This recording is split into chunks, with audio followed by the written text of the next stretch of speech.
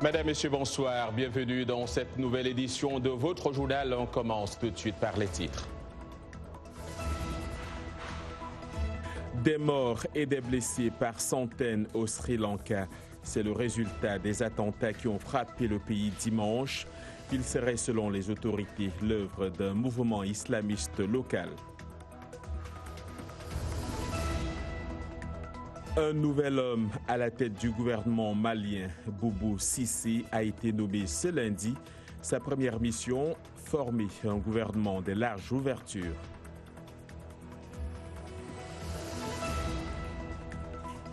L'éducation en péril au Burkina Faso, où plus de 100 000 personnes ont été déplacées cette année, parmi elles des élèves et des enseignants.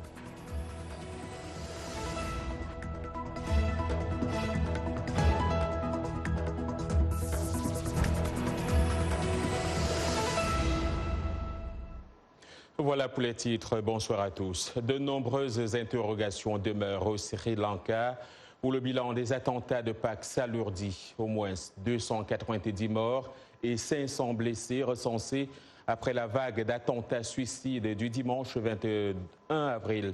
La série d'explosions coordonnées a visé des églises et des hôtels de luxe de la capitale Colombo ainsi que des villes de Negombo et Batticoloa. La police a arrêté plusieurs suspects en lien avec ces attaques, même si aucune revendication n'a été faite pour l'instant. Plus de précisions avec Dili Diko.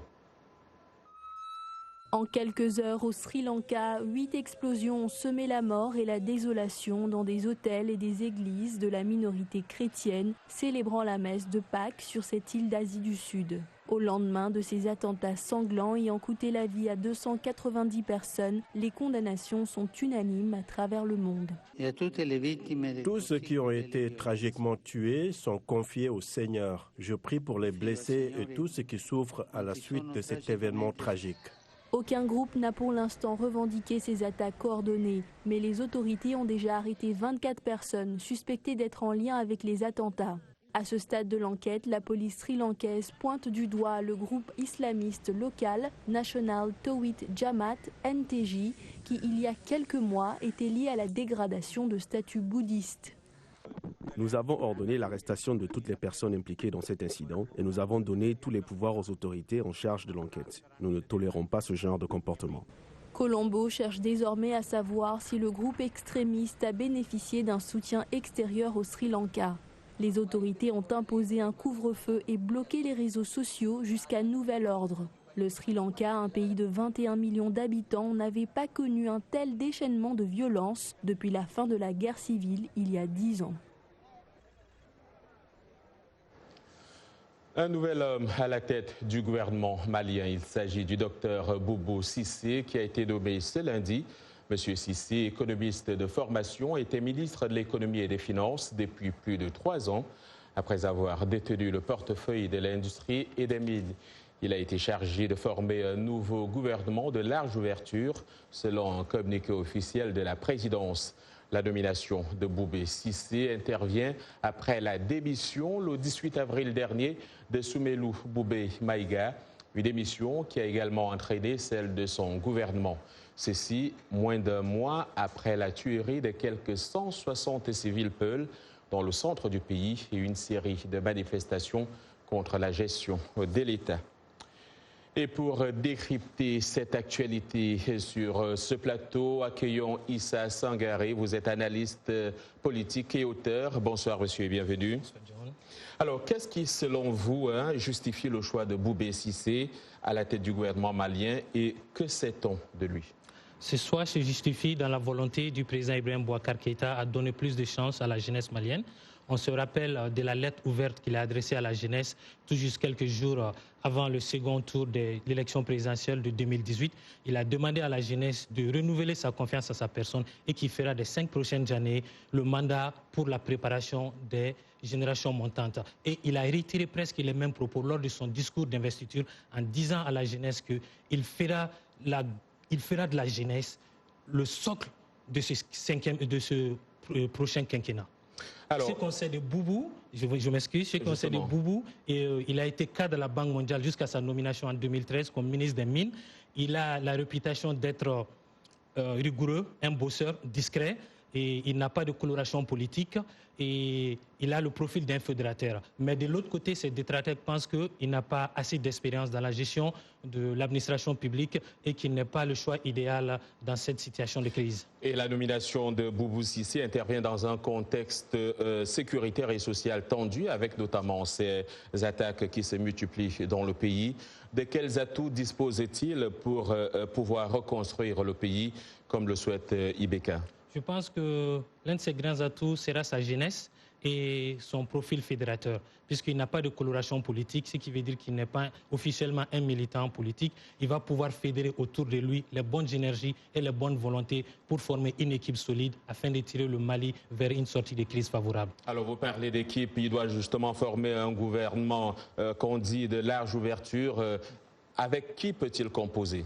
Avec les forces vives de la nation, notamment la société civile, les partis politiques et les religieux musulmans. Je m'explique, pour les religieux musulmans, ils sont à la base du mouvement du 5 avril, ça veut dire qu'ils ont montré dorénavant qu'ils ont un poids politique.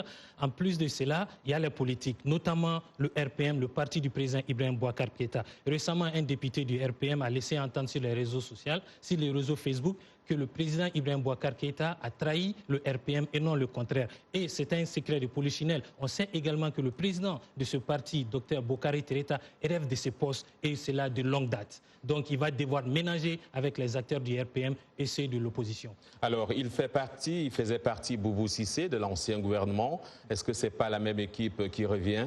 C'est ce que plus ou moins les détracteurs avancent. Il dit qu'il a été du début jusqu'à aujourd'hui membre du gouvernement. Mais comme je viens de le dire, sa jeunesse et le fait qu'il est neutre, il n'a pas de coloration politique, sera un grand atout pour lui pour mener son combat. Et le combat au niveau de la sécurité, est-ce qu'il a déjà dévoilé ses stratégies? On sait qu'il vient d'être nommé, mais est-ce qu'on sait ce qu'il pense de ce qui est de la sécurité? À mon niveau, je n'ai pas eu d'écho. Mais je pense que le défi sécuritaire restera le plus grand défi, notamment juste dimanche passé, il y a eu une attaque contre un camp militaire dans le cercle des Nara qui a fait plusieurs morts et plusieurs blessés. Donc c'est le défi sécuritaire qui doit faire face. Issa Sangari, je vous remercie d'être venu sur ce plateau. Je rappelle que vous êtes auteur et analyste politique et digne fils du Mali, si je ne m'abuse. Merci, John. La tension ne faiblit pas au Soudan, où les responsables de la contestation ont annoncé dimanche la suspension des discussions avec les militaires et appelé à intensifier les manifestations réclamant un pouvoir civil. Selon Madani Abbas Madani, porte-parole de la contestation, l'annonce de la composition d'un conseil civil censé remplacer le conseil militaire qui était attendu dimanche interviendra probablement dans quelques jours. Les militaires ont intimé l'ordre aux manifestants d'enlever les barrages érigés devant leur QG.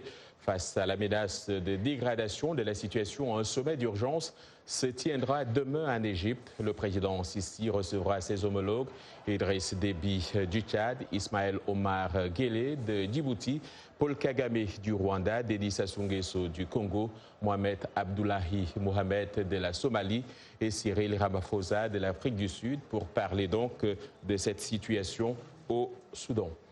Et puis, en Ouganda, le chanteur et député d'opposition Bobi Wine a de nouveau été interpellé ce lundi par la police. Celle-ci a utilisé du gaz lacrymogène contre ses partisans et le convoi qui l'amenait vers le lieu d'un concert interdit par les autorités. Selon l'épouse de Bobi Wine, ce dernier a été stoppé alors qu'il allait parler aux médias à propos de l'annulation de son concert par les autorités. De son côté, la police se défend. Elle dit seulement avoir amené Bobi Wine et ne parle pas d'arrestation.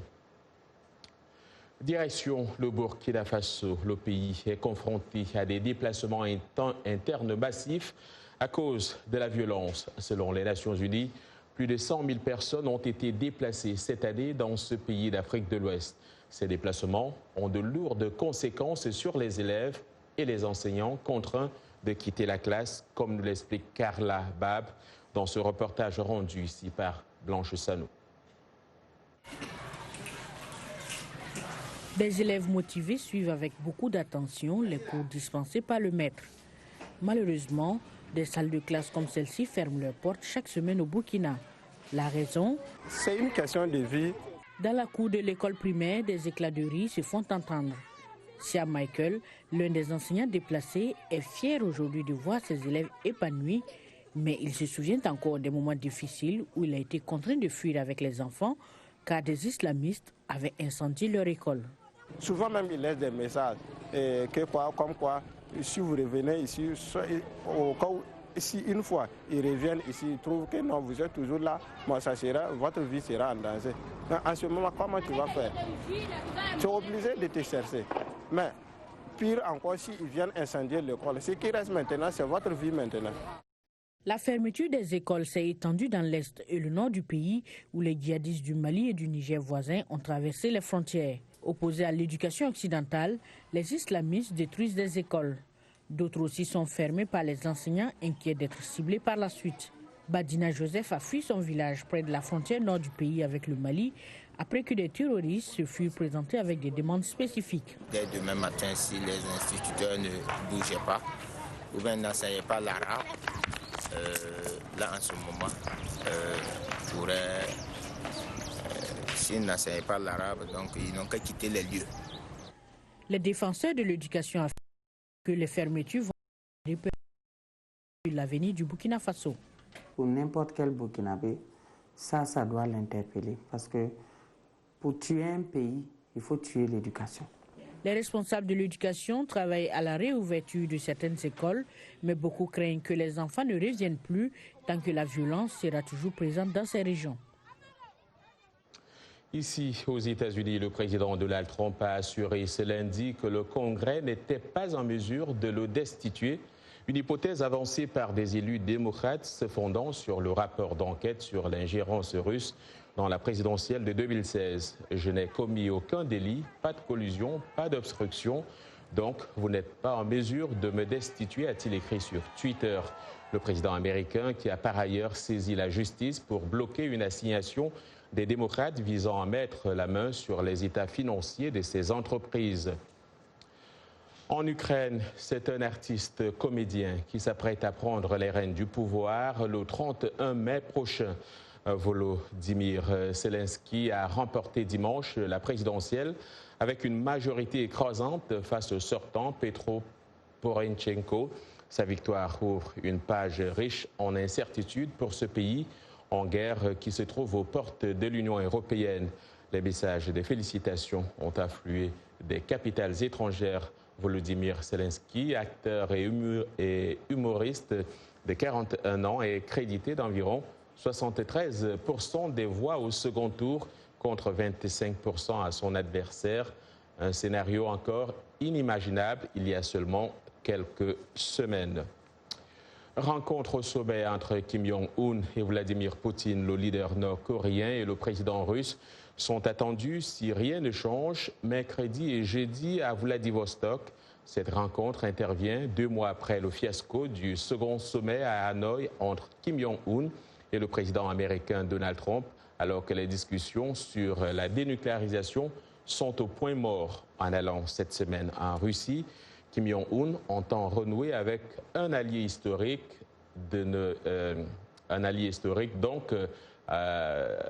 qu'est-ce que je voudrais dire, afin de ne pas dépendre exclusivement, autant pour moi, de Pékin et au moment où la diplomatie s'enlise avec Washington. Vous regardez chez Le Monde aujourd'hui en direct de Washington.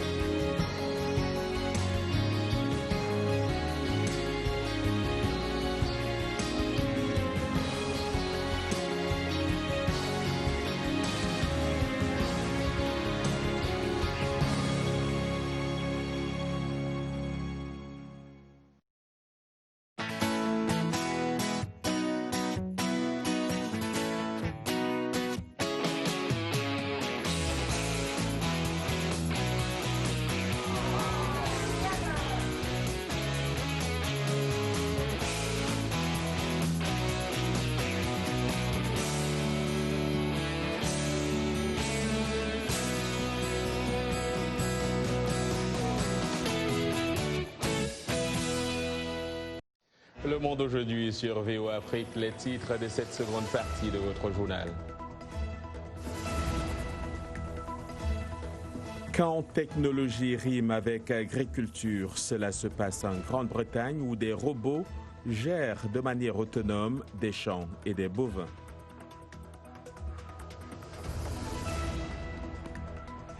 La satisfaction n'est pas au rendez-vous dans les coulisses de l'équipe féminine nigériane de football. Malgré des titres remportés, les salaires des joueuses restent très bas.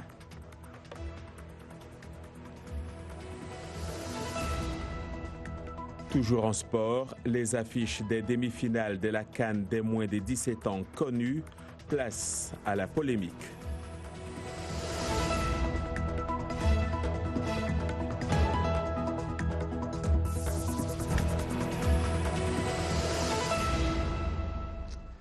C'est toujours un plaisir de le retrouver sur ce plateau. Lui, c'est Arzouma Compaoré et vous êtes là, Arzouma, pour Afrotech. Bonsoir. Bonsoir, John, et bonsoir à toutes et à tous. Nous commençons tout de suite avec le programme Bold Line Silicon Valley qui est conçu pour réunir les principaux entrepreneurs, innovateurs et technologues de toute l'Afrique dans le but de stimuler les activités de développement d'entreprises, les relations de gouvernement et les réseaux mondiaux nécessaires pour faire progresser leurs activités d'innovation. C'est en fait une réunion des représentants du partenariat secteur public, secteur privé. Le programme, qui est soutenu par le Bureau des partenariats mondiaux du département d'État américain et des partenaires technologiques clés de la Silicon Valley, se tiendra du 30 au 31 mai prochain. Chaque lundi, Arzouma, un focus de la semaine. Tout à fait, John. Dans notre focus de la semaine, nous nous intéressons à celle qui est désormais considérée comme la première femme burkinabé à obtenir un doctorat en astrophysique. Marie Korsaga vient juste de passer la trentaine et elle adore parler d'astres et de matière noire. Dans l'entretien qu'elle nous a accordé, elle est revenue sur la signification d'un tel accomplissement pour elle. On l'écoute. Souvent, il y a des stéréotypes du genre qu'il y a des filières ou des domaines qui ne sont pas faits pour les femmes. Il ne faut pas se laisser berner par ça parce que je suis une fille et je fais la physique, je fais l'astrophysique. Beaucoup de gens ils sont étonnés de voir une femme qui fait ce genre de filières parce qu'on dit souvent que c'est des filières qui sont dédiées aux hommes et pas aux femmes. Donc, je dirais à mes petites sœurs de poursuivre leurs rêves, de faire tout pour les réaliser. Mon sujet de thèse porte sur la distribution de la matière noire et de la matière lumineuse dans les galaxies. Quand on fait l'astronomie, il y a beaucoup de nouvelles choses qu'on apprend, il y a beaucoup de découvertes qui restent à faire. Donc, du coup, je dirais que c'est un domaine qui est fascinant. Donc, si elles ont l'occasion de le faire, moi, je dirais oui, il ne faut pas hésiter, il faut faire ces genres de filières. Voilà, l'intégralité de l'interview est disponible, bien entendu, sur voaafrique.com et sur nos réseaux sociaux. Et que serait Afrotech sans ces folies d'invention, Arzouma? De quelle folie d'invention parlons-nous ce soir? Alors, eh bien, je vous invite à découvrir avec moi un aperçu des progrès technologiques observés dans l'agriculture en Grande-Bretagne. Des technologies de pointe telles que des robots gèrent de manière autonome les champs et les bovins. Le reportage que je reprends pour vous ici est de Arash Arazabati. Suivez plutôt. L'agriculture se modernise. Les grosses machines lourdes se réduisent à la taille d'un animal domestique, tandis qu'ici, dans un centre de recherche agricole en Angleterre, les vaches indiquent aux machines qu'il est temps de traire. Elles ont un collier avec un transpondeur sous le menton qui contrôle les portes et leur donne accès au robot. Le robot reconnaît alors la vache et détermine où sont ses tétines. La possibilité d'avoir une connectivité omniprésente signifie que nous pouvons avoir les animaux partout. Et tout cela est rendu possible par les réseaux 5G que la plupart d'entre nous n'ont toujours pas sur leur téléphone portable. Nous pouvons maintenant avoir un système beaucoup plus intelligent et beaucoup plus éloigné de l'endroit où se trouvent les capteurs. Cela peut vraiment décupler le contrôle que nous avons sur une ferme, partout au Royaume-Uni, partout dans le monde. Dans cette autre ferme en Angleterre, la compagnie Small Robot cherche à changer le modèle commercial en offrant un service automatisé. Les ingénieurs disent que le robot Tom peut être utilisé dans toutes les usines, sur tous les terrains, avec un GPS précis à 2 cm. Tom est un robot qui vivra dans la ferme. prendra des centaines de milliers de photos des cultures pour voir des choses que même un expert agronome pourrait ne pas être en mesure de relever. Et plus tard, cela pourrait même conduire à un avenir plus vert. Selon des études récentes de l'université Harper Adams, l'automatisation peut aider à réduire l'impact écologique de l'agriculture de près de 95%. Voilà, c'est tout pour Afrotech. On se retrouve la semaine prochaine. Merci Arzouma Compaoré. Et puis c'est Yacouba Ouedraogo qui nous a rejoint et c'est pour parler de sport. Bonsoir Yacouba. Bonsoir John et bonsoir à vous, amis sportifs. Nous commençons avec la CAN des moins de 17 ans, Tanzanie 2019. On connaît les affiches des demi-finales, bien évidemment, avec la polémique qui s'en est suivie. Le Nigeria et l'Angola se sont tirés d'affaire dans le groupe A. Dans le groupe B, la Guinée et le Cameroun se sont qualifiés au détriment du Maroc et du Sénégal. Mais pour l'heure, on aura donc les oppositions que vous voyez à l'écran, Cameroun, Angola et Nigeria-Guinée en demi-finale. Ces 4 demi-finalistes sont aussi qualifiés par la même occasion pour la Coupe du Monde de leur catégorie qui aura lieu au Brésil en octobre prochain. Rien n'est joué, cependant, pour le Cameroun et la Guinée qui devront désormais se battre auprès des instances disciplinaires de la CAF. En effet, le président de la Fédération royale marocaine de football, Fawzi Lekdia, également premier vice-président de la CAF, dit avoir déposé une plainte auprès de l'institution continentale pour dénoncer l'âge de certains joueurs camerounais. Suivez.